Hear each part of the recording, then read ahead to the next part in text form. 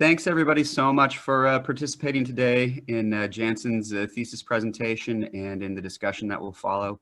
We really appreciate being able to have the opportunity to broaden the discussion and bring folks in from far afield to join us today. That really is going to enrich the discussion, I'm sure, of Jansen's project as it has for all the other ones preceding it today.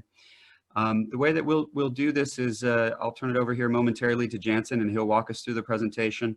And if I can ask everyone to keep themselves muted, just so that we minimize background noise during the presentation. And then after the presentation, we'll open it up for discussion, and then folks can unmute themselves and make comments.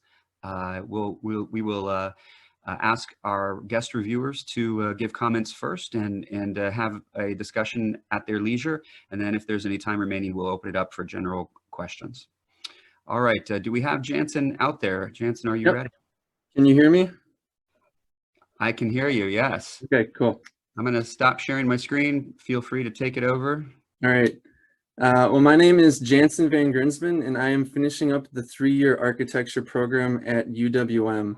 I am going to put the link to the website into our chat window here for you all to peruse it after the presentation, so you can look at it and see the visuals at your own pace. And then I will share my screen. Okay. Yeah, Jansen, the link didn't come through yet on the chat. Okay.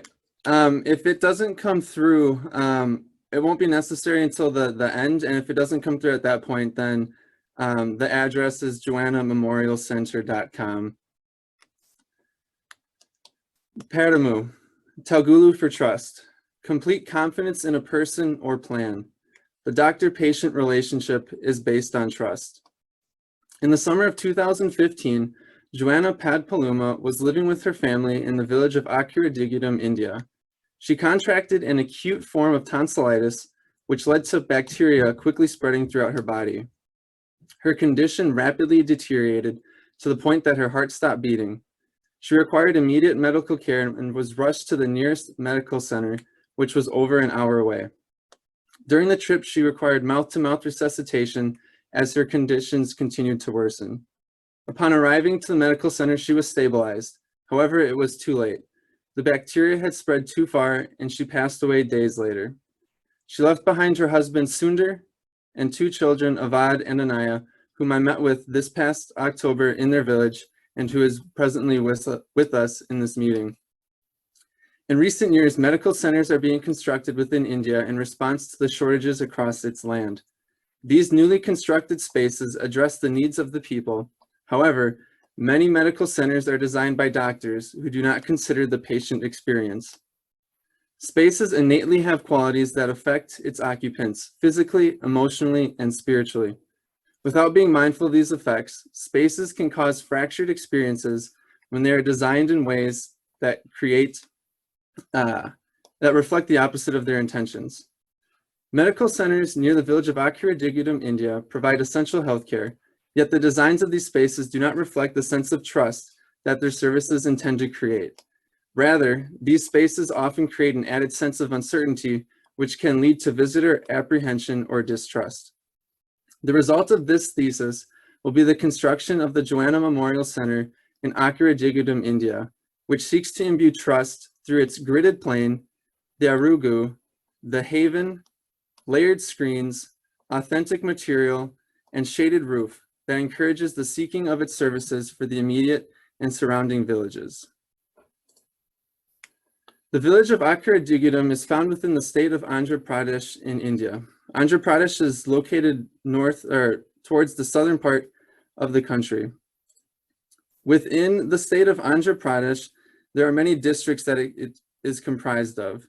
Krishna is the district that Akiradigudam is a part of. When I visited in October, I flew into the village of Vijayawada, which was about an hour and a half away from Akiradigudam. Here, Sundar picked me up and we drove to the village. The next largest village on the location or on the way to Akiradigudam is Newsvid. Here, this city is where people purchase their household items, other goods, and food. The village consists of roughly 3,000 people. Most of these individuals make their living working in the agricultural industry and tend to the fields that are prosperous to its fertile lands around the area. When you arrive into the village, you begin coming from the west and moving east. The first thing you'll notice is the chemical plant. Along the road, then you'll run into a Christian church, and then you'll keep moving. You'll see an orphanage, the site for where this location will be, village homes, and then there's a Hindu temple down the road. The chemical plant. This location started as a sugarcane factory, which also supplied water to the village before proper wells were constructed. Presently, the chemical plant is a major source of outside employment. During periods of rain, chemicals are released from this plant into the air, which give visitors to the village headaches. The church that Sundar pastors is located within the middle of the village. Here as well, or if you go further down the village, you can then run into a Hindu temple. During my visit, I was able to experience both religions through the Hindu holiday of Sharad Purnima and also a Christian retreat. The orphanage is located down the main road and is run by Sundar's sister Safalata and her husband Javan. Both live within the orphanage with their family and 2 orphan boys. They are hoping to expand and provide for the numerous other children without parents or guardians in the community. Shelters along the main street are typically formed out of concrete and plaster. As you move towards the southeast, however, a large proportion of the population is located in a densely packed slum created out of lower quality materials. Looking at the site model, we can see the surrounding context for the clinic. The clinic is just off the main road and is surrounded by residencies. To the north, we see a eucalyptus tree farm and open fields to the west and to the east.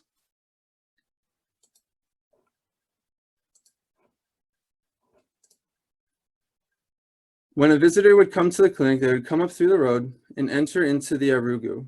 From here, they would have the ability to come up to the walk-up pharmacy or into the Haven. In the Haven, they could then wait as their loved ones were being waited on, or they were waiting for the doctor to become available. After waiting, they'd be able to enter into the patient room or have access to the pharmacy if that was needed. The doctor's room is a private space towards the back of the building where the visiting doctor would be able to stay throughout their duration and take care of the individuals that came to it. On the roof is then an open terrace where people can then use for different activities. In this section, we can see the movement just up the stairs, showing the 2 levels that go into the design of it. And then also in another section, we can see the subtle transition from off the street onto the Arugu and then into the Haven.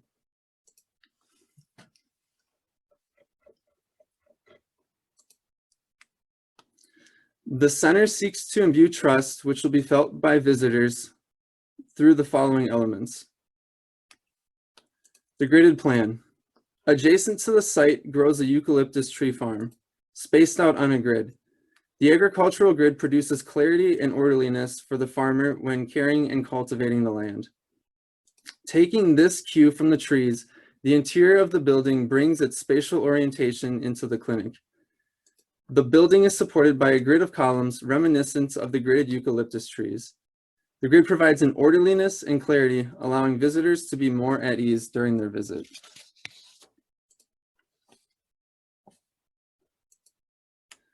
The Arugu. In Telugu, Arugu is the space where people sit and chat in the evening and can generally be found at the main entrance of the house. The Arugu acts as a transitional space which mediates between the courtyard and the street.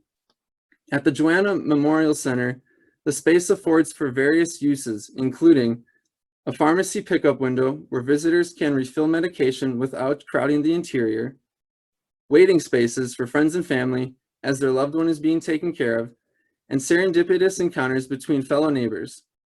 These aspects allow for efficiency in terms of center operations, while also encouraging the creating and strengthening of connections, which can lead to a stronger community. Here's another perspective that shows a view looking towards the pharmacy within the Arugu. To the right, you can see the haven within here, and then the street just off of the corner.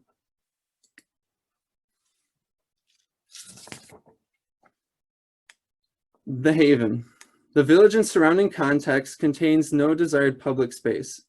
There is accessible land, but it is unkept. However, there is one exception. One space that is well kept is outside the chemical plant.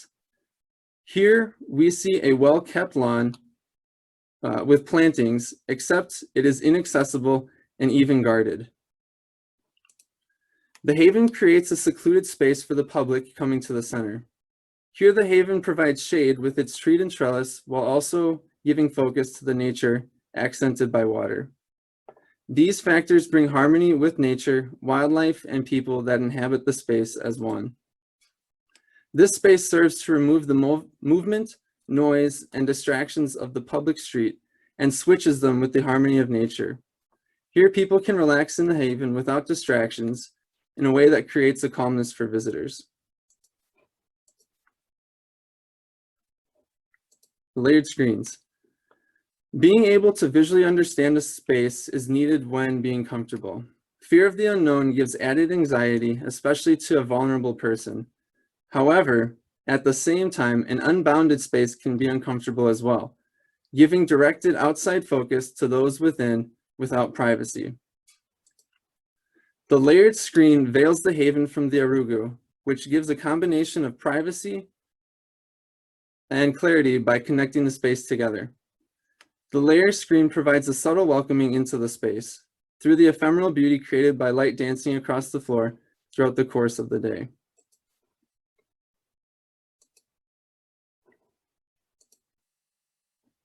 Medical facilities by nature are intended to be sterile places so as to limit infection and the transmission of disease.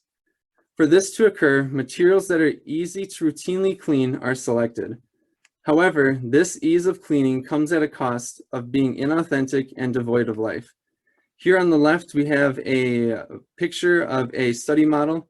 I'm showing rich texture to it. And then this is a swatch from a photo that I took when visiting one of the clinics in the area.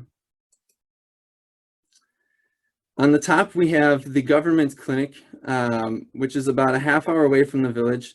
The clinic is starting to go into disrepair as ceilings are collapsing due to its poor construction quality. About an hour and a half away, then you have a private clinic where the interiors are filled with this material.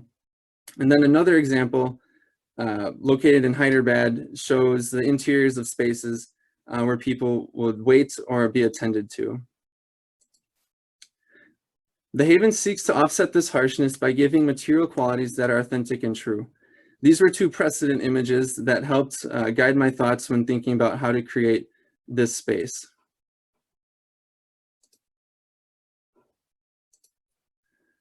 It is common practice within the village and surrounding context to build columns through the roof. This is done with the anticipation of future growth. Without this, the desire to grow means the breaking of the roof slab to extend the structure, which is fairly expensive. These columns and roof spaces are typically underutilized. By adding a transient trellis integrated with the columns, the roof turns into an outdoor terrace that can be utilized over the course of the day. This outdoor location can be used as a public gathering space, complementing the haven. In addition, it could be used as an exercise location for people within the village to encourage health-related activity. The visualization of continued growth establishes a sense of permanence to the surrounding context.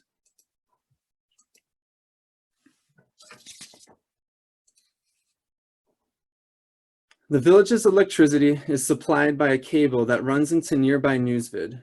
Despite this source of electricity, its usability is inconsistent. Most electricity is used to power air movement and lighting space.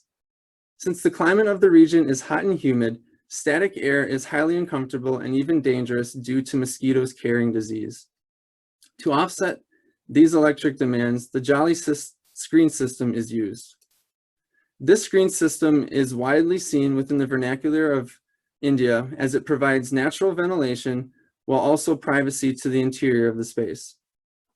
These are a couple images that I took when I visited there in October, which show the usage of these jolly screens.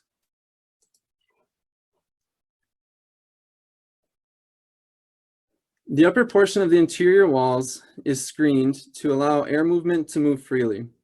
Here also light can come in and lighten up the space.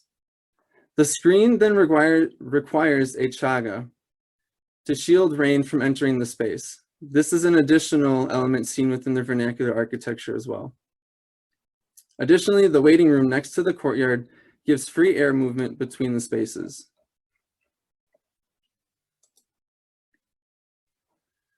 The means by which these aspects were created and visualized was predominantly through the use of 3D models. An iterative process was used to explore various approaches to design the center. Physical model elements such as material, texture, transparency, and place were all reviewed simultaneously using this method.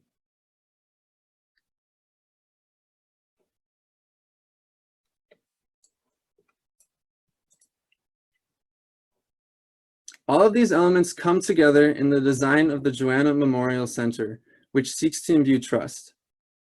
Here we have the plan again to help refresh us about the main elements, with the Arugu being the space for waiting while also being close to the pharmacy for pickup, as well as a location for people to encounter one another. The Haven, where people can wait in a calming atmosphere. The indoor waiting room, where you can wait in there as well. And then the rest of the plan as we spoke about earlier. Again, the outdoor terrace on the top, which is shaded by the screen system. These are model images of the final model depicting this space and what it looks like. From here, we have an exterior view looking towards the clinic from the eucalyptus tree farm. Here we have a perspective within the Arugu pointing towards the pharmacy. Another perspective showing a view from the eucalyptus tree farms. I have a perspective looking into the clinic, being able to see the Haven within, while also seeing what's going on with the Arugu. Looking out through the Haven into the Arugu and then into the space beyond. A view from the waiting room looking out towards the Haven. And another view looking from the Arugu into the Haven. Those models, and then these are additional rendered perspectives that help speak to the space and how the clinic is situated within it. So here we have the main entrance right off the side road, where you can see into the Arugu and then to the Haven. What a patient room would look like. Here you have the screen system that allows light to come in while also providing that free air to move about. Here's a view looking towards the clinic. Next to the clinic, adjacent to it, is a stage that Sundar and his church use a couple of times throughout the year for retreats. And so this begins to show kind of a connection between the two spaces, where if you were within it, you'd still be able to see what's going on. At night, if lights were turned on, you'd be able to see them looking out from inside of the center. Again, this is the view from the Arugu, looking towards the pharmacy, the Haven adjacent to it, and then the exterior. The Haven, as we had mentioned earlier, which shows the authentic material that has rich texture, along with a Tulsi Neem tree. This tree is native to the region and is actually, the leaves are used for medicinal purposes as well. A view from inside the waiting room, showing how the columns come down to the bottom, but then also provide a location for people to rest. And then a view from the terrace looking out. These then are further explored just through some quick vignettes that show people moving throughout the space. So first off, we have a quick view from the Arugu. The audio behind it is from the Christian retreat that I witnessed while I was there. And so that's the voices that you hear is of the villagers at that event.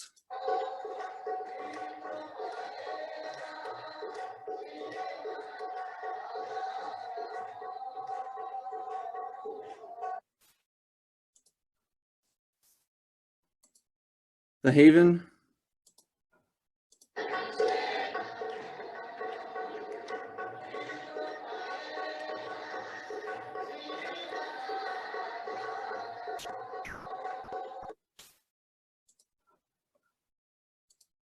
A view from the waiting room.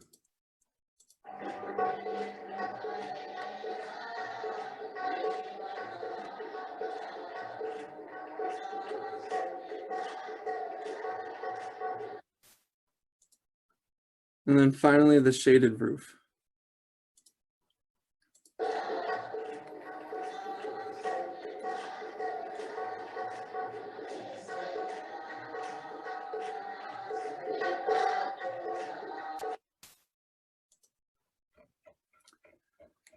I plan to continue working on this project until its completion and look forward to working with Joanna's husband, Sundar, as we continue to create the center, which provides medical services while also deepening trust among its people. Thank yous to God for the opportunity to learn at UWM and his steadfastness over these past 3 years. To Kyle for being my thesis chair and for your guidance throughout the course of the semester and the many Friday evenings that you spent helping me with that. To Jim and Arijit for being on my committee and for each of you giving your own specific guidance into the project. To Buck for introducing me to Sundar 2 years ago and for your guidance as well in that. To Sharda and her husband for inviting me over for dinner to speak about Indian culture and for introducing me to Ravi before my trip. To my past professors that have all invested in me and my growth and understanding of architecture. To Yash and Pooja for sharing your experiences living in Andhra Pradesh. And to my family and friends for your support and encouragement over these past 3 years. Thank you. Thank you so much, Jansen. All right, let's open it up for discussion. I could start with a couple of comments, unless someone else wants to jump in. No, go ahead. Go ahead, Carey. Fabulous. So, Jansen, I just am so impressed with this project. It's an inspirational project, and I think particularly during these times, it really sort of gets to the core of the disconnect, I think, between health care services and communities who are vulnerable. So it's really great to see you working on this project. I'm excited to see where it takes you, and I want to continue to be updated. So I hope you'll keep the website active and operational. And just in terms of your production for this thesis, I think, you know, what is so great about this is that we get to see your process. You've actually visited this community, you have close ties, and some of the members of that community are on this call. I think, you know, it's just very, it's inspirational, and it's a courageous piece of architecture as well. I thought a lot about trust as I was looking at your presentation, and I just had a couple, you know, I have lots of notes about questions about logistics and how this is all going to work, and I'm sure that the reviewers will take you there, but to sort of get us started, I was curious to know how you intend to communicate this work to the community, and whether or not you've invested any time thinking about, you know, the graphics or the approach, because I think, you know, what is required for a graduate thesis for an American university is totally different than what might be reasonable or appropriate for community members who actually are going to benefit from your work. So maybe we could start with that question. Yeah, kind of over the course of the semester, since October, I'd been in contact with Sundar, and so when I went to the village in the middle of October, I stayed with him for about a week, and then I got to experience from that perspective what life was like, and seeing what were the conditions, what was the like the living like? What was the medical facilities set up, and what were the things to take into consideration? Going there, it was like yeah, you take in so much information, and so as the semester progressed, then being able to distill it was something that came about with it. But to your points of how to communicate this with the village and people living within it, right now it's through Sundar and his leadership within that village. I've been corresponding with him back and forth since October and showing him updates and things that helped explain the direction of the project. And with that, then moving forward, then to see like what might be the best visuals that got presented or might need to be edited in order to visually understand or be able to communicate it would be obviously different from an academic sense to the sense of people living within that environment. And so, yeah, with Sundar, and then the feedback that he gets, or kind of the way that he sees presenting it to the community, is kind of the stance that I'm taking with that going forward. Great, thank you. Yeah, hi, can I go in for the next question? Sure. Yeah, Definitely. okay. Congratulations, Jansen. I think it's a great effort, and I completely appreciate somebody who comes from such a different culture in trying to make attempts to understand culture, not in a part of modern India, but rural India, which even for somebody like me, who's an Indian, who's urban bred, would take some effort to kind of understand how things work at the village level, at the rural level, because it's so different from how a city or an urban space in India would work. So to actually go into a village and to live and to interact with the villagers there, I completely appreciate. And Telugu is not a language that helps at all. It's an extremely difficult language. So I imagine you had some issues. I'm sure there were lots of challenges with that. Yeah. So my primary question was, actually there are two, and you can take your time and you can choose to answer any one of them if you want to. One was, how did you do any research into vernacular forms of architecture? And if you did, how did it inform your design? And did it inform it through usage of local material or local construction techniques? And then how do you combine it with the functioning of a medical health center? Because it's not a private residence that you're using. You're doing a healthcare facility, which means it needs to have the latest technologies in terms of health standards. So you need sanitized environment, etc.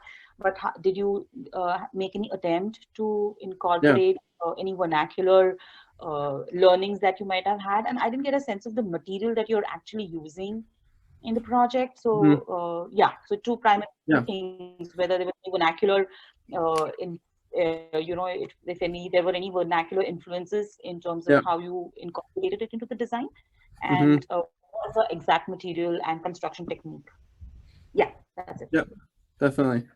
To your points about the vernacular architecture, in the beginning of 2 semesters ago, I began looking into like research that ranged from vernacular architecture on like various parts of India, and how with different parts of it, they're different because the climates are different and the location is not the same. And so one thing that I came across at the beginning was looking at building practices that followed the Vastu. And so this kind of like understanding that there's a kind of prescribed set way to putting different things that are believed to be best for people living within that location. And so in the beginning of it, gaining research on that and seeing what were these common things that were part of architecture, maybe people didn't even realize it. So for instance, when I went and visited, Sundar had pointed out that his home followed certain aspects to it, and certain people said, okay, well, this is the reason for these physical ailments, is because of how the kitchen's in the wrong spot versus the bedroom being here. And that was a major just like understanding and just seeing how that was used, because when I was there were elements that I didn't know followed it, but then as I understood more about it, it was like, oh, so the well usually needs to go like on the northeast of it, and then the restrooms are on the northwest. And so just things that you wouldn't necessarily understand, but then see how they are just a part of it and it's just embedded within it, was something that looking at the vernacular was something that stood out. In regards to specific things that I integrated that looked at the vernacular, one thing would be the screen system that was apparent within a lot of the residencies. It didn't matter, in the rural, there was a lot of them in the rural locations. When we went and visited Newsvid, which was the larger city, there were moments of them as well. And that was something that I kind of took that and wanted to embed that into it for passive cooling and allowing that to work, so the building wasn't this enclosed thing that wasn't a part of its climate, but that it used where it was at to its advantage. With that jolly screen system, then using the chaga, which is that ledge up here, which then kind of prevents rain and water to seep into that space. And then the other thing was the columns that then came through the roof. That was something that I had never really seen before, but a lot of the homes and places all had this, and it makes total sense. Like if you're looking to continue to grow, to have them already there and to build them up is far cheaper than having to break the slab and then rebuild it up. To your question about local material construction, one thing when I was there, Sundar and I talked with a contractor that he had worked with before on the construction of his home, and we went to various sites where he showed us projects that were in progress, and how they typically casted everything on site, and then the interior walls were done out of bricks, which was something that was new to me as well, seeing how that was used to make up the space. And then how the clinic functions. While I was there, we visited two clinics. We visited the government clinic, and I was able to have Sundar translate and just ask different questions and just to see the workings of it and get an understanding for what were these main components that were being used there. That one was falling into disrepair. And then the one that was a bit further away, an hour and a half away, that private clinic had just been constructed within about like the last 4-ish years and was still under construction. And so that one, I analyzed the floor plans and then looked at what were the adjacencies, what were the important factors within it. That included having that pharmacy, spaces for the patients to get treated, a location for blood transfusions to occur, and cleaning medical equipment. And then just looking online then after that point, trying to see what other clinics are there that could inform my decision, so that these ones that I visited weren't anomalies, but that they had similar things. Okay, thank you. Okay, I hope it's my turn. Jansen, this is pretty amazing experience that you've had from traveling there and then being able to really think about how do you design for this location, and to design for people that you clearly care about. So that's really wonderful. It's great to see you have this experience.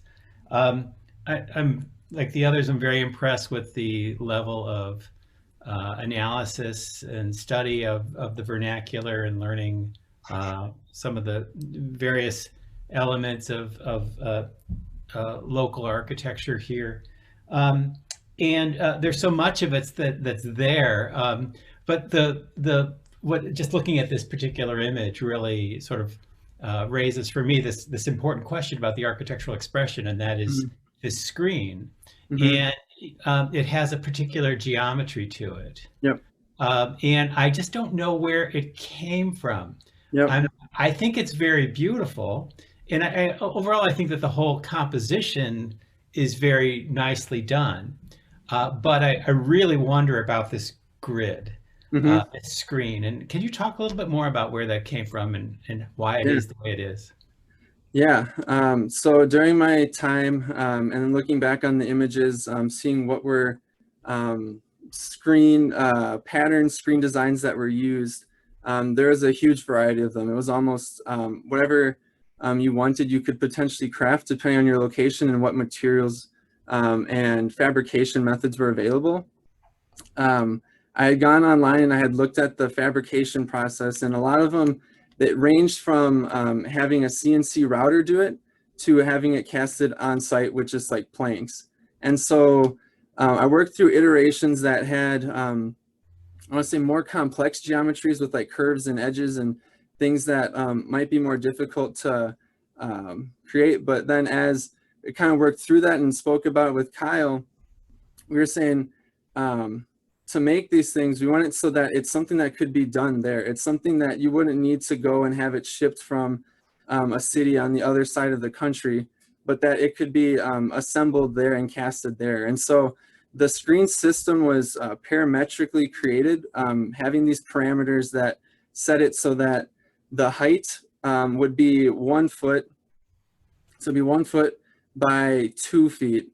And then within it would be different arrangements of similar proportional breakups within that screen.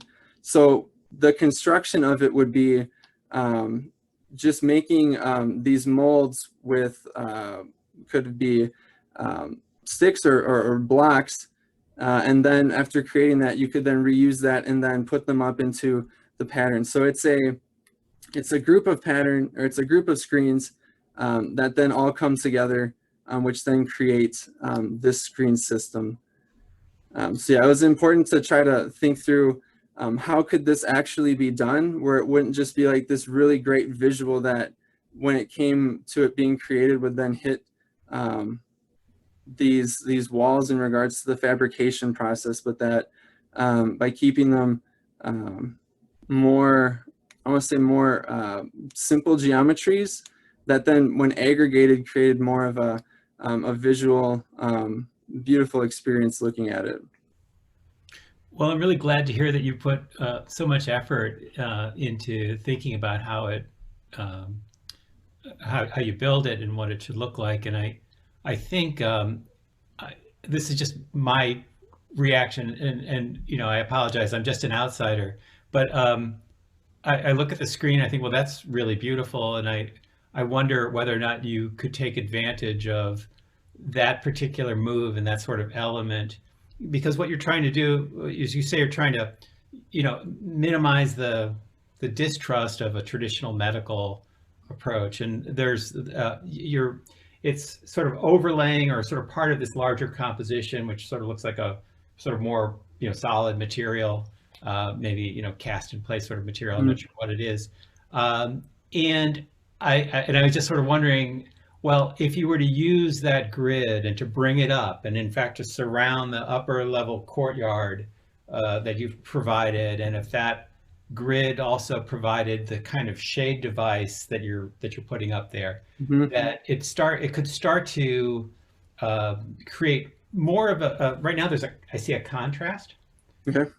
And it's not that it's not unified, but it's unified by contrast. And I wonder if that becomes sort of more of the defined sort of thing, defined element. When I was looking at your plan, and I thought the plans were really well and clearly organized, but then I was also wondering if the program is also, I realize it's kind of a conventional medical program. So there's a waiting room. And I think it's the Arugu or the Haven? Arugu. Those are much nicer sounding places than waiting room, right? Sure.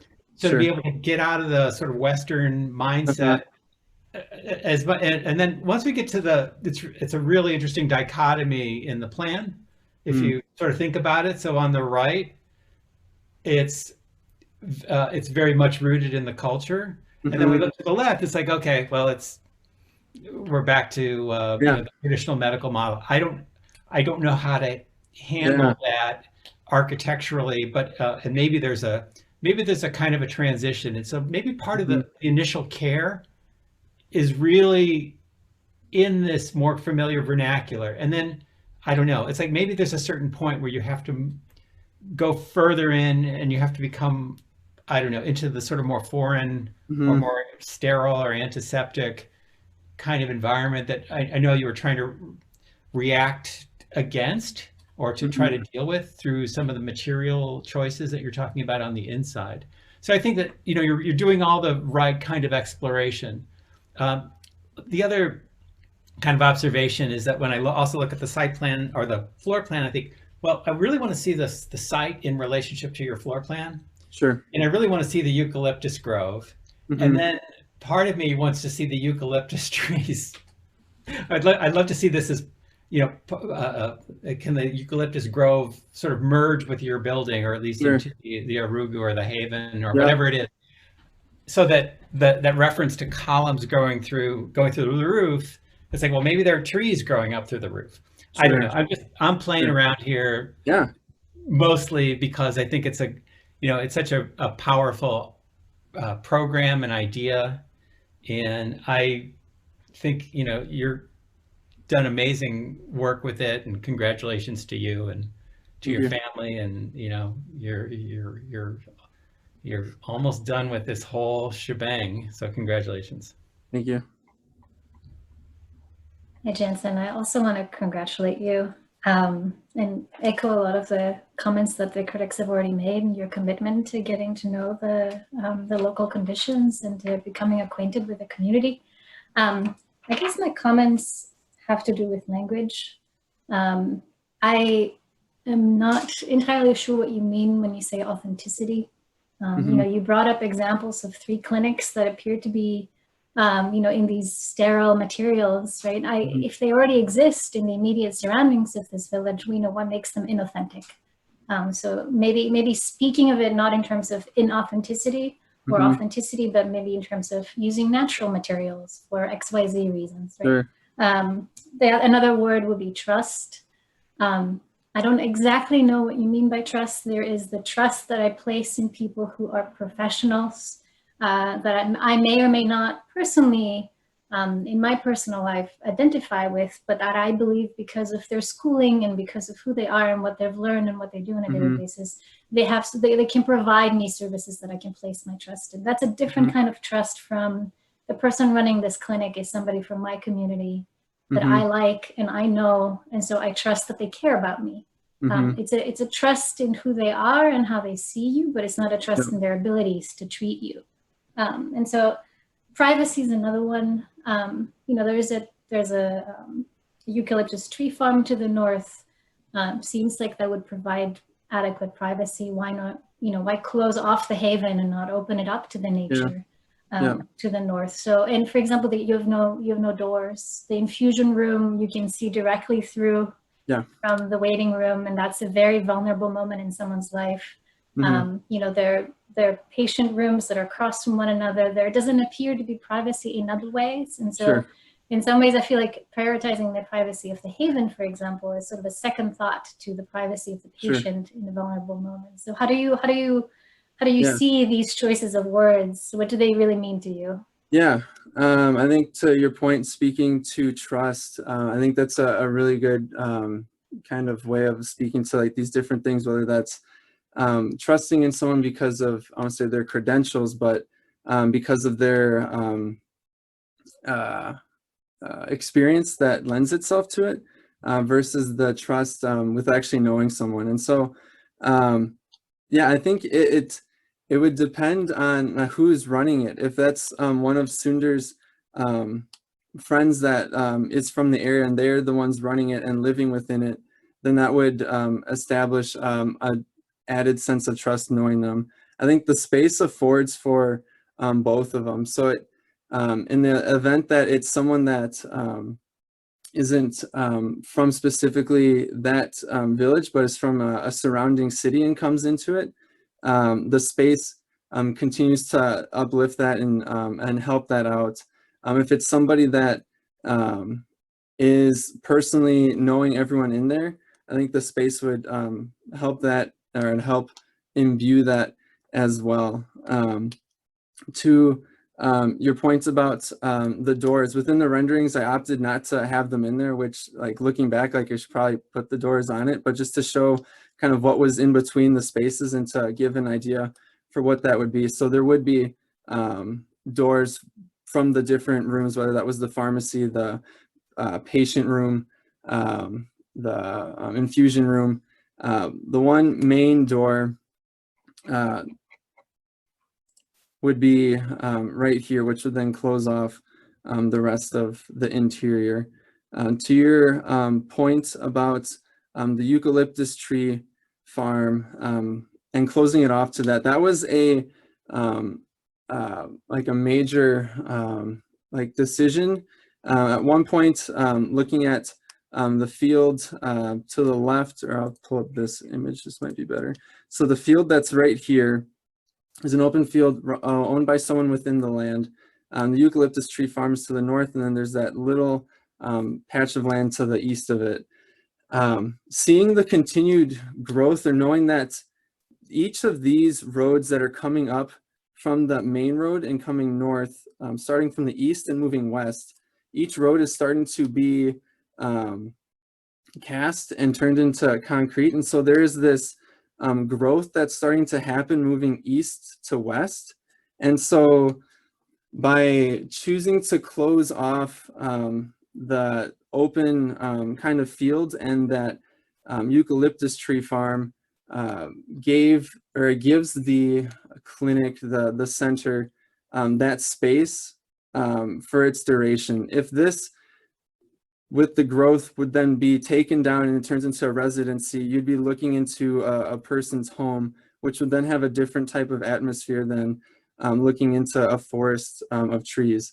Similarly, with the space to the west of it, if I opened up that courtyard and allowed that view, there would be that nature right there, but then with that viewing, or that understanding that there's this growth that's starting to gradually come west, that field could very easily turn into residences within the next decade or so, and then you're looking into the back of someone's house. And so by confining it and making it more of a private space was the decision to make, so that whether or not this trend continues, that space still has its characteristics, regardless of what might be coming forward in the upcoming years.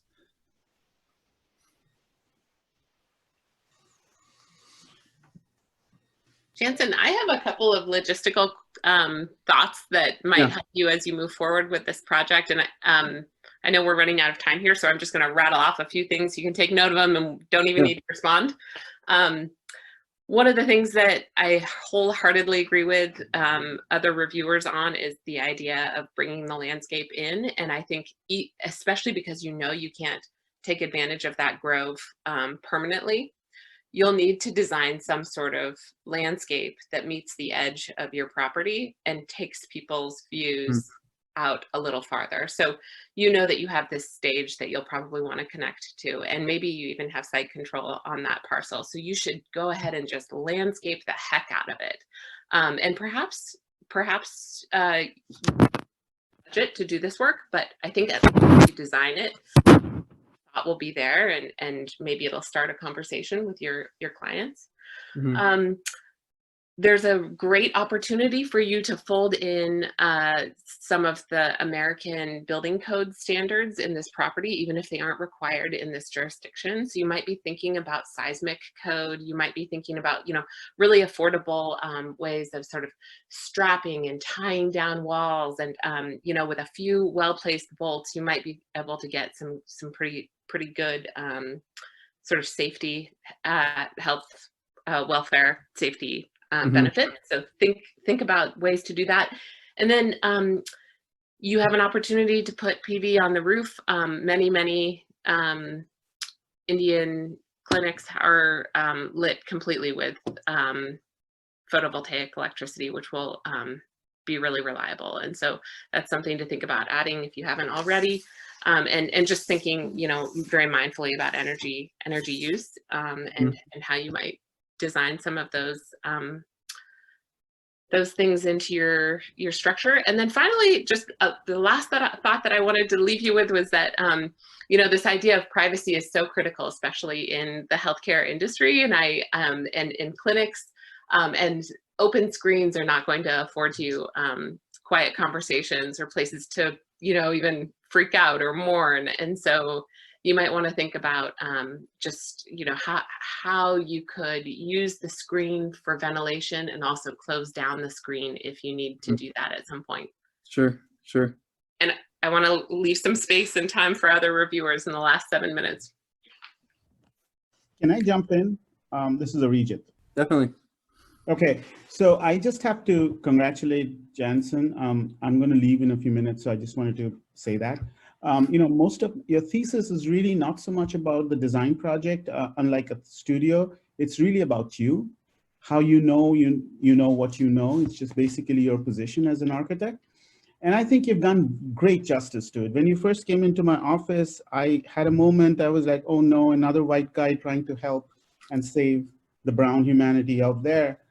And I had doubts, but I have to say the way you were intensely sensitive, not just about the material systems, not just about the vernacular architecture, but also about the fact that the kind of complicated relationship between village and city, that somehow like the real India doesn't live in the village and the village is completely incomprehensible, which is true, but not really, because there's a lot of relationship between the city and the village, as you saw and you pointed out through your design. So I do want to go back. Having said that, it's really, really incredibly sensitive. As a human being, you have proved yourself to be someone who cares and someone who's humble enough to understand another point of view. Having said that, I want to go back to the original question that we had before. So what is your position in architecture? What is your architectural move that allows you to be sensitive and understanding? What are the architectural moves that you're using in your design that you would probably take for a completely different situation, to go to an marginalized African-American neighborhood in Milwaukee? What are you taking from this particular project as an architectural tool? Yeah, definitely.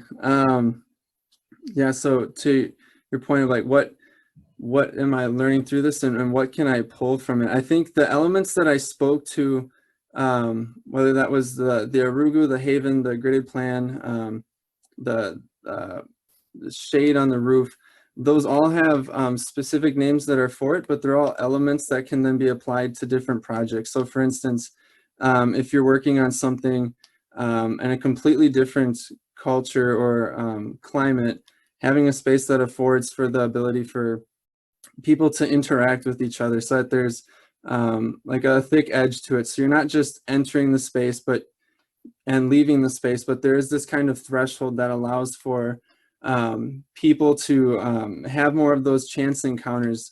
So that could be like in the entrances to spaces.